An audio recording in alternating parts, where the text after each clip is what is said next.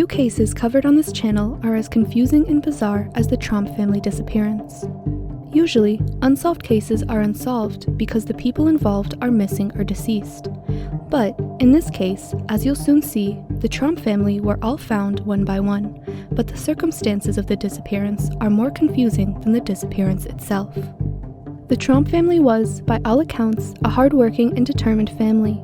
They lived in Sylvan, a town just off the outskirts of Melbourne, Australia, where they worked on the 18-acre family farm.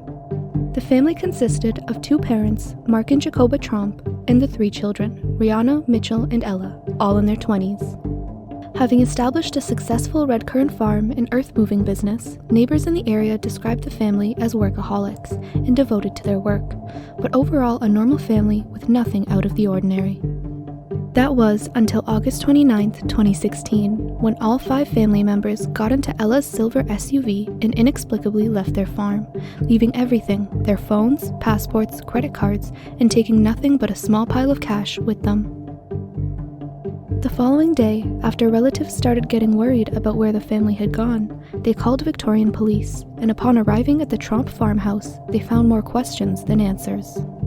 The house was left in a state of disarray. Passports and credit cards were spread out around the house, as if someone had gone through them looking for something.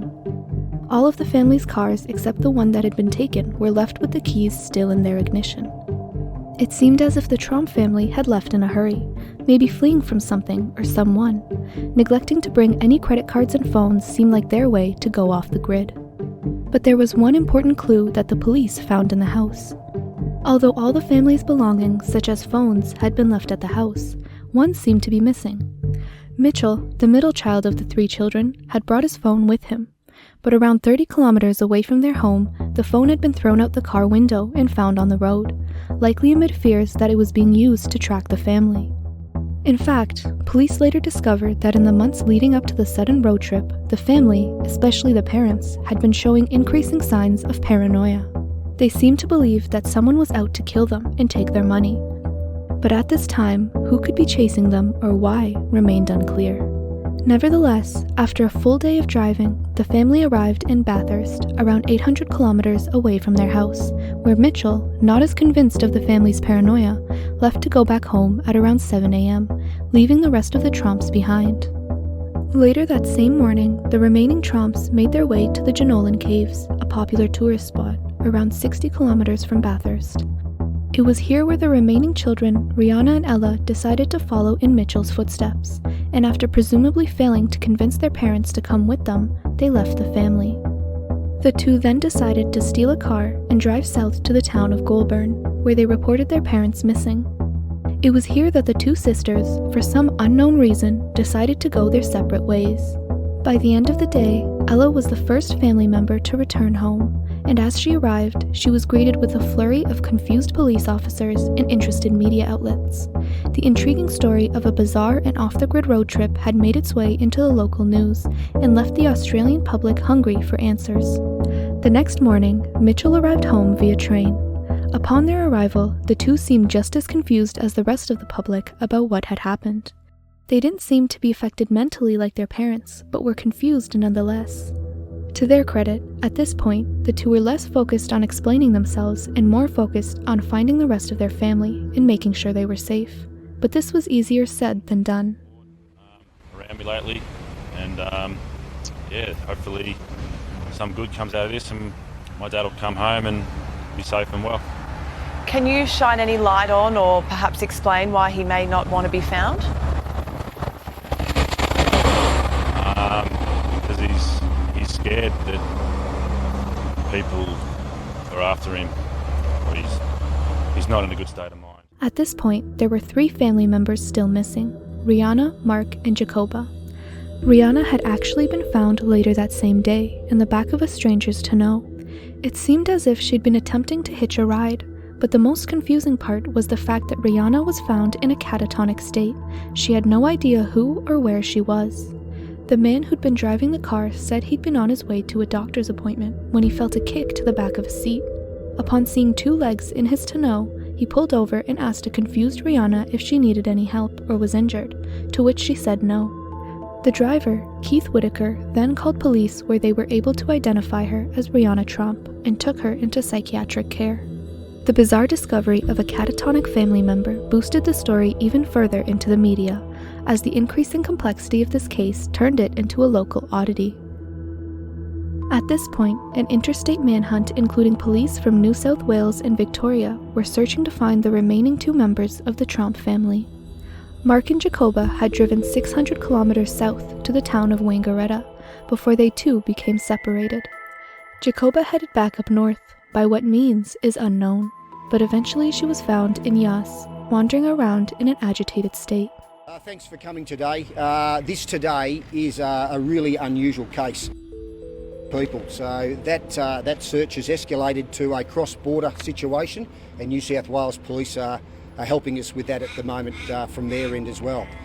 Missing from this house in Sylvan was a family of 5. Now I can cut to the chase and say that Mum has been located safe and well, and she's currently at the Yass Hospital. Once found, she too was taken to a hospital, but was later moved to another hospital to be closer to her family.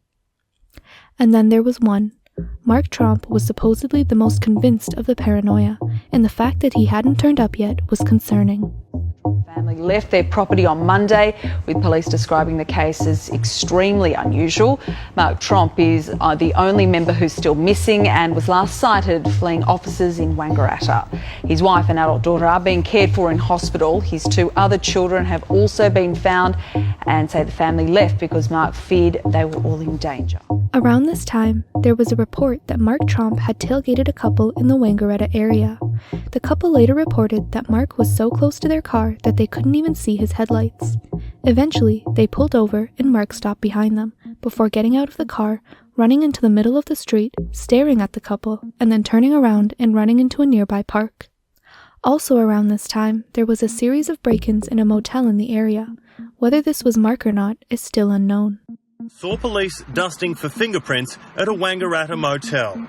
Someone had broken in during the night and slept in one of the rooms. Police don't know if it was Mr. Tromp, but the Northern Victoria town remains the focal point of the search.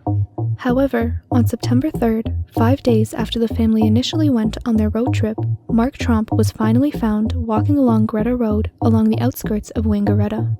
He was taken to the local police station before being driven away while giving reporters the middle finger.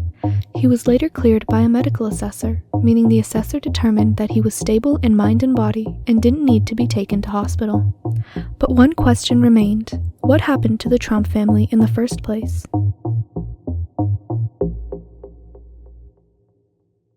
Not much explanation has been offered by the family members, which is understandable. They are entitled to their own privacy, but this allowed the media and the public to speculate on what really happened.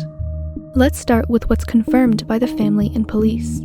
Police have never identified any threats made against the family that would make them want to flee. They didn't have any significant financial debt, and they also didn't have a history of doing drugs, as some people have suggested. When asked what triggered the road trip, the family is usually vague in their explanations. Now that everyone's safe, are you able to tell us sort of if there was anything that triggered this on the Monday? You mentioned, you sort of suggested there might have been something that sparked it all the other day. Yeah, there's a few.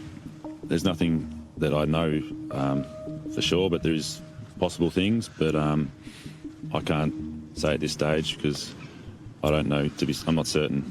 Brother and sister Mitchell and Ella Tromp are struggling to explain the strange circumstances which left their mother Jacoba in hospital and their father Mark missing. Just a general stress of general life. Just got a bit too much. Can you shine any light on or perhaps explain why he may not want to be found? Because he's scared that people are after him. What we can piece together from these interviews is that in the months before the road trip, various unknown factors led to an increased amount of stress and pressure on the family, and then this, somehow, manifested itself into paranoia or belief that someone was after them. But what factors led to the increased level of pressure is unknown, and this is what most of the theories are focused on. Some theorize that water contaminated with heavy metals or toxins could have caused delusional thoughts and sparked the road trip. Despite the police sergeant at the time having drank the water at the Tromp house and not having the same thoughts, the family are on the same water supply as most of the surrounding area, including Melbourne. So the chance that only they develop these extreme thoughts are pretty slim. The Tromp family's neighbor, Mark Chapman, has suggested that daily struggles like the family's home renovations could have led to a heightened level of stress. The Tromps are usually referred to as workaholics, so it wouldn't be too far-fetched to assume a buildup of daily stressors could have caused the family to snap. But one of the most popular and realistic theories is that the family experienced shared psychosis, also known as folie à deux, which, when translated from French, means madness of two. In this case, the syndrome would be called folie en famille, which means family madness. It's defined as symptoms of delusional belief passed from one individual to another. It's said to mostly affect tight-knit families who are isolated together, which the Tromps more or less were. The syndrome becomes especially dangerous when the family members start reinforcing each other's paranoia, especially when those individuals are people you trust. This elevated level of stress would have grown stronger and stronger until the family eventually snapped. Mitchell and Ella Tromp have said in multiple interviews that the family was having a mental health episode, making this theory the most likely. Since then, multiple articles have claimed that the Tromps are working again and back to normal, and a quick look at their social media posts seem to indicate so. It seems the only change is that their website and any contact information has now been taken down. After Mark Tromp was found, the family has been quiet about the incident, presumably wanting privacy, but the bizarre case of a rural family's madness was enough to turn the story into an oddity that traveled beyond the interest of the locals and sparked the attention of people across the internet.